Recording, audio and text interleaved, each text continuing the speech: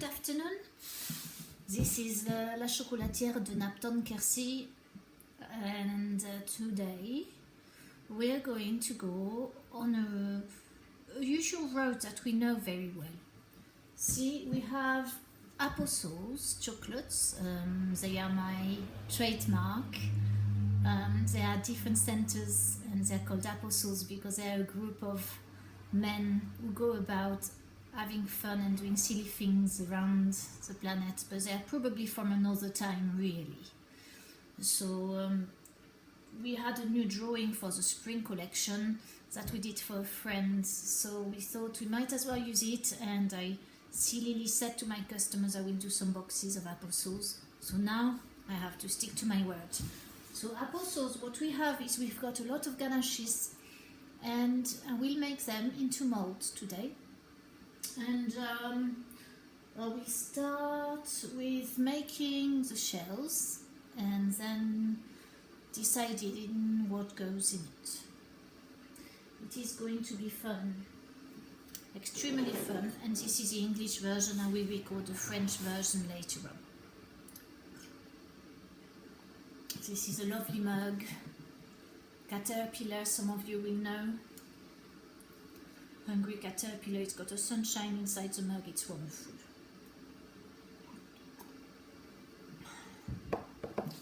So, we have some tempered dark chocolate in this pot there. So we are going to make our molds. We have not got our molds out yet. Oh dear, this is a milk chocolate, which is melting slowly on a double boiler. This is how I temper my chocolate. I still do it on water. It's a very old-fashioned way.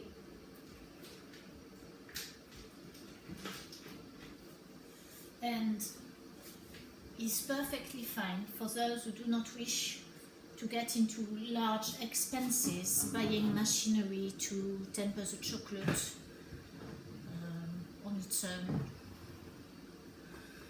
So we are going to do mint leaves with mint marzipan, little molds of mint leaves. One of my first molds I bought as polycarbonate. I was very proud of it. They make like little chocolates, but they make a lot of them. See, with the molds, there are usually two sizes. You've got this size and you've got this size. These are very common, these are less common. I'm not too sure which make makes those because I buy them all second hand. But these are brilliant. They're all brilliant. As long as you buy the good quality. If you buy the cheap, just don't put it in the oven. Don't drop it on the floor, and don't put too much boiling water on it because they deform, they break, they're just very low quality. So we get this one out, and we will also get the crowns. The crowns are my favorite molds. Again, bought a long time ago at the beginning of my polycarbonate chocolate career. We will do a traditional homemade marzipan with bitter almond, soaked brandy cherry, and a ganache, so it will be like a 2.5 layer chocolate. So we'll make some of those. We'll make, let's think, two molds of dark, one mold of milk. So if we find the other mold of those.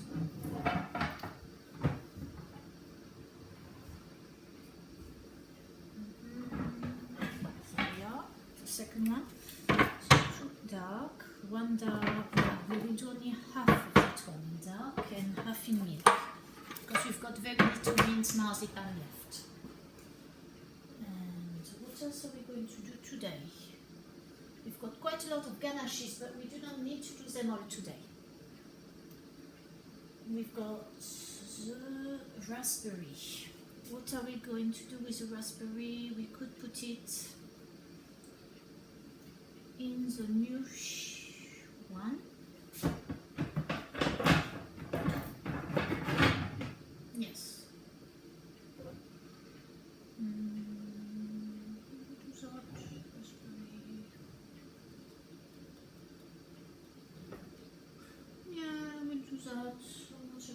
no ganache of the raspberry, so this one will be just for the molds, also boxes.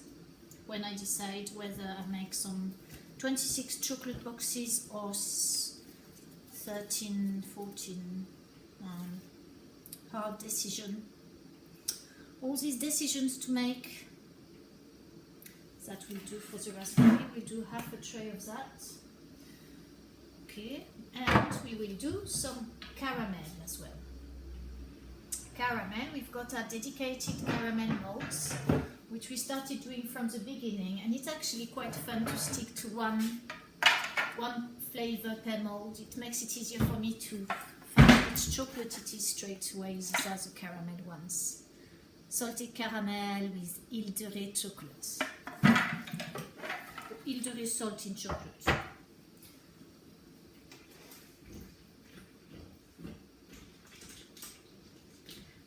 I have to check the milk chocolate regularly because we do not want it to burn. It can easily burn if the water is too hot, and if you don't stir it on the edges, it starts making a thicker layer. And you know, when you have that, the chocolate is burning a little bit, so you must not have that. Therefore, for that reason, it must be stirred very often.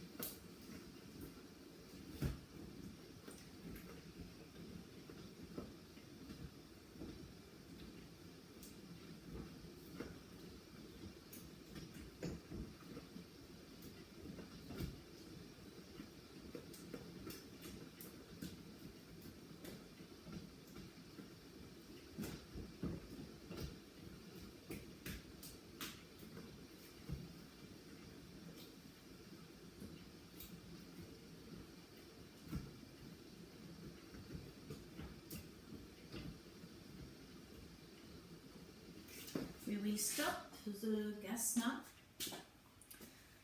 So, how are we going to do that? We organize in advance, we clear the space. We also have those to do over here. And a little bit of brushing in this one. This one is a special order I'm doing for a customer. I'm going to move that chair because it's going to be banged too. Okay, this is a very nice mold. That's not a polycarbonate mold, that's one of the cheaper molds. They're not, you know, they're very good, they're just not as easy to work with because they've got lots of gaps there where the chocolate gets stuck, and you know, the finishing of them, there's all this, so when you pour your mold out, it sort of sticks all around here and there. But besides that, they're very good molds and the detail is very good on them. So I'm going to make a fruit and nut extravaganza with this one, with all sorts of nuts and fruit and extra condiments that I have on the top there. They're looking beautiful. My display of boutique ingredients. Well, boutique, I thought I'd add boutique, it makes it sound poncy, so it sounds good, doesn't it? So we'll check the tempering on this chocolate with a very unreliable thermometer. It says 25, so we might need to warm it up. Yes, and on the edges, you see, well, you might not see from where you are, but I can see there's chocolate that's setting, so that means the tempering is working. We will give it a quick one on this one, on this pan. See, talking to myself on the video, doing the chocolate, when I watch it again, it will help me understand what I do, and then it will get it in my brain, this is how I work. So it's actually really interesting for me to record this, and I'm very grateful for the 5 subscribers, for Sarah and Kevin watching, for Ibrahim, and the other 2 mystery subscribers. I might be one of them. And there is someone else who has subscribed. Thank you very much, it's very kind of you. I hope you are not too bored, and if you're bored, you're free to turn it off, there's no offense. It's chocolate work, so it might not be very interesting for those who aren't interested. So it will be very interesting for those professional chocolatiers if they have heard of me and they want to have a look.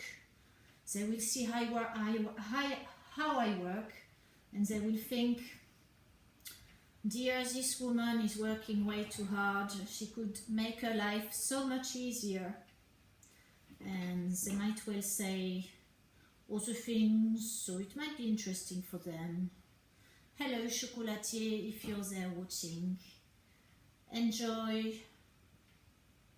This is my seventh year experience with chocolate now, plus a year before, like 20 years ago, when I was playing about with chocolates.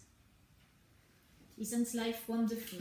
So this has warmed up enough now.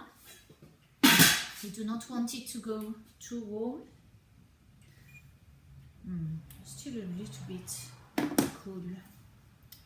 We will try it, and for the sake of it, it says 28. So normally working temperature is 30, 28 is what you bring it down to. So we're going to do it and see what it looks like when it's at 28.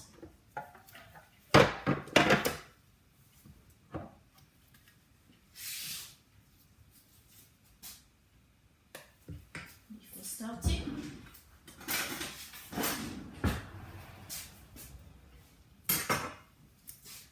we organize our utensils.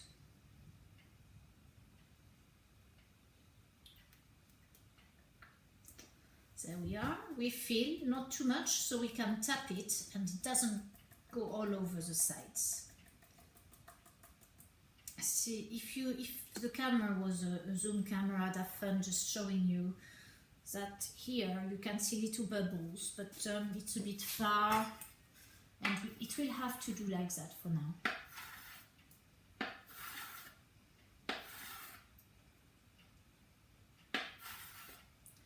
Really, I need a camera that works with a Google Assistant, like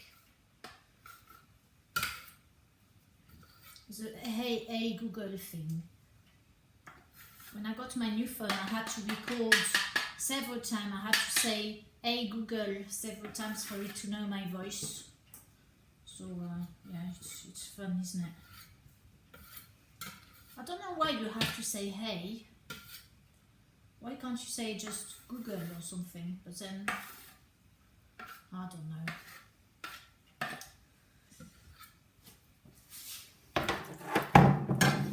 So, now, voila, we've done one. Now we are doing the crowns. I love the crowns. They look like such beautiful chocolates once they're out. So I'm filling that mold as fast as I can, as efficiently as possible, without getting it everywhere. And then I'm going to tap it. I could tap it on the workshop top.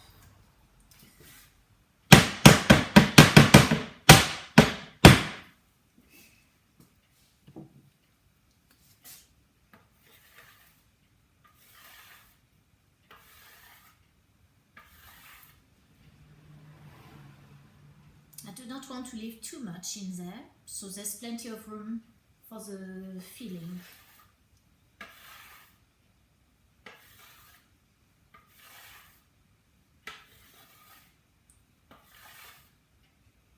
If you don't add enough cocoa butter to your chocolate to make it more runny, and you leave it in there too long, you can end up having shells that are way too thick. You see, there isn't too much on the sides. It's perfect. So the color is drying as a little bit matte. So when the chocolate is a bit too cool, it goes into a matte looking color. One day, I thought myself, I will treat myself to taking the time to tempering chocolate at different temperatures, or not tempering in this case, and see what the result is like, so I can learn what it looks like when it's 1 degree too hot, 2 degrees too hot, 3 degrees too hot, you know, or too low, because it's really interesting, the different stages. There's a lot of factors that influence tempering, like whether the chocolate has been heated too hot or not enough, or there's still bits in it. It all influences the way it looks. It's all very fascinating.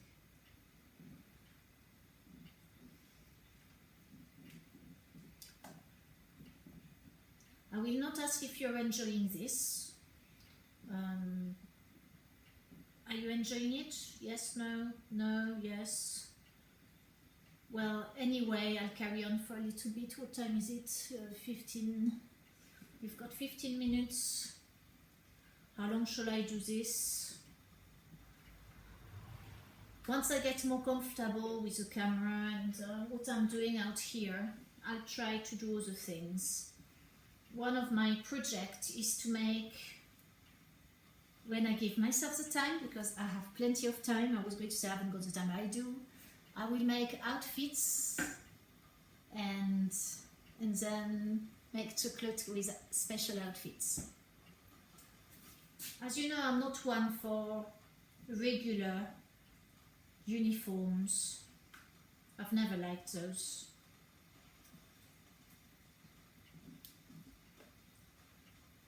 I'd rather make my own. It's much more fun.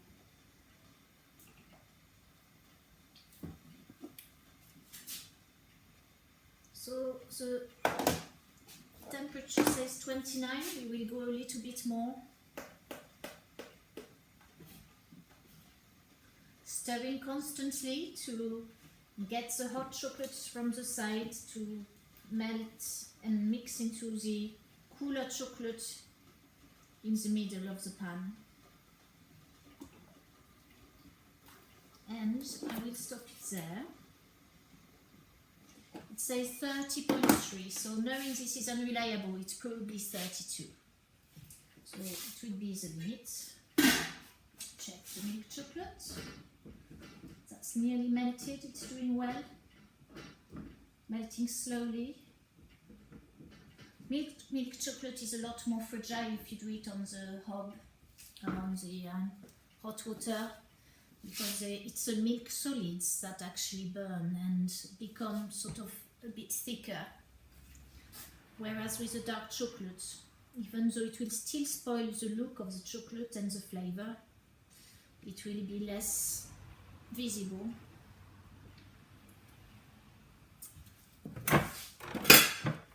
More molds and more tapping.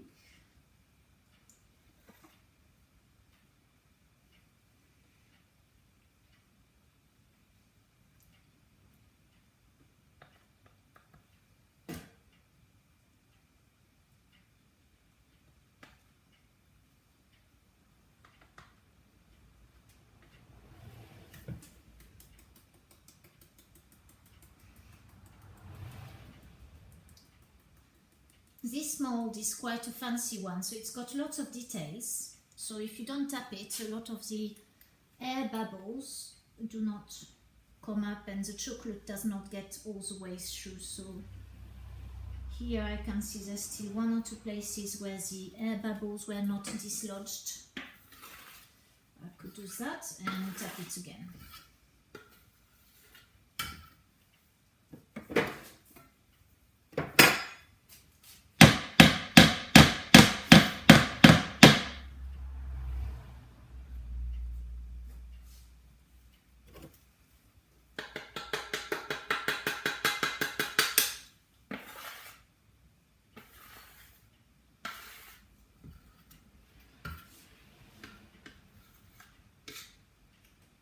By the way, this is just one method of working. It doesn't mean it's the only one, and it doesn't mean it's the right one either. So if you work with chocolate differently and you have a better way, that's cool. It really doesn't worry me. It works for me, so I keep it that way till I discover a better way to do things, which will come. Like for any work, it takes a long time to understand the tools of the trade, the tricks. Well, the tools, in my case, there's not so many tools, but yes, the tricks is something else. Everything has difficulty to it. Like if you do baking, that's difficult, as in you don't know what makes the pastry sticky or not sticky or whatever, you know, condensed. And then the oven, you've got that to think, you know, everything's got the knowledge that you need to know in order to get a good end product. It's all very interesting. I love it. I love cooking. Working with food is something, it's so nice, because when you use good ingredients, you end up with a really good product most of the time, unless you really did not pay attention to the recipe, or if you don't have the instinct of, you know, fiddling about, thinking, if I add this, what will happen if I remove this, if I have less of this, you know, you have to think a bit more for yourself. At least I find that if I think for myself, I come up with more interesting ideas, and they're not always the same in consistency, they vary because of it. That's okay. Eventually, learning happens.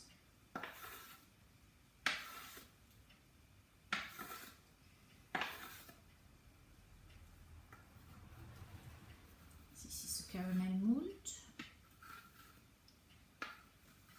Caramel is one of the favorites. Everybody, well, not everybody, but most people, given a chance, they will have a caramel chocolate. It is something that's so loved. Can't help it, it's just lovely. Yes, it's not the health panacea, but then if you have a good diet and a little bit of caramel every so often, like I have mostly a good diet. I had a bit of chocolate earlier. I thought, oh, that's naughty, but you know what, it was delicious and I thoroughly enjoyed it. I'm not sure my body will like me later, but we'll see. So far, there's no reactions. It happens a bit when we eat too much of one thing, our body eventually thinks, oh, hold on a minute, it's been many years, can you please slow down on the consumption and not sleeping enough and working too hard, please? So you say, okay, I'll be a bit slower on consumption of delicious chocolate. Yeah. Sometimes I wish I could be selling a health product. It would make my ego feel a lot better, but it's okay. It's the healthiest sort of chocolate I could think of. That's not too sort of raw vegan. I mean, no, vegan is good, but raw chocolate, it's a bit grainy, it's not brilliant. And the fillings, they're good, they're okay. You can't play so much with flavors, you're more limited to... I think I'd manage, but it's less exciting. The result is just a little bit less interesting usually.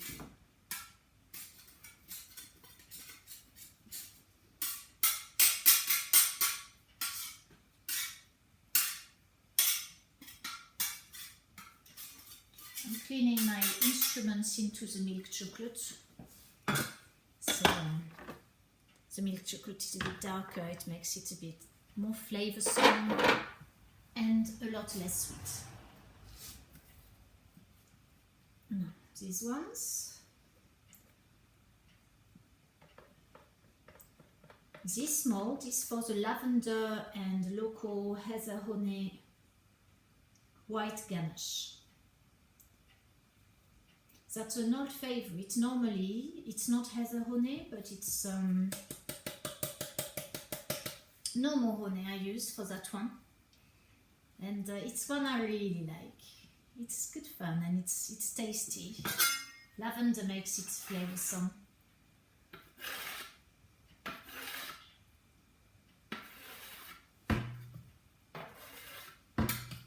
There we are. Half a mold of that. Have we got a pizza tower that is it about to collapse? No, not yet. So those ones, these are violet ganaches. We do one tray of this one.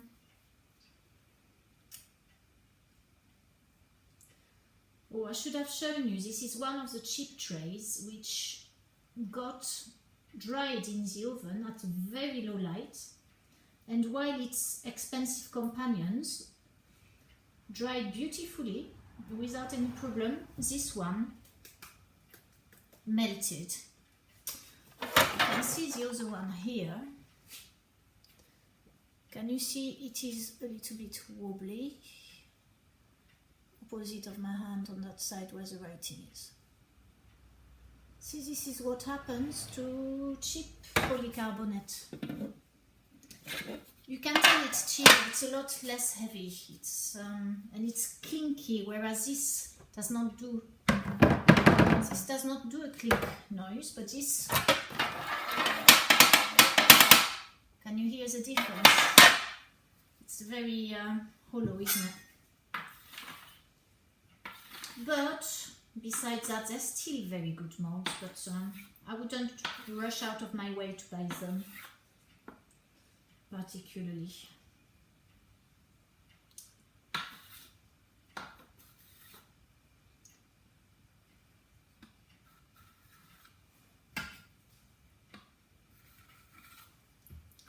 There we are, we have made our shells.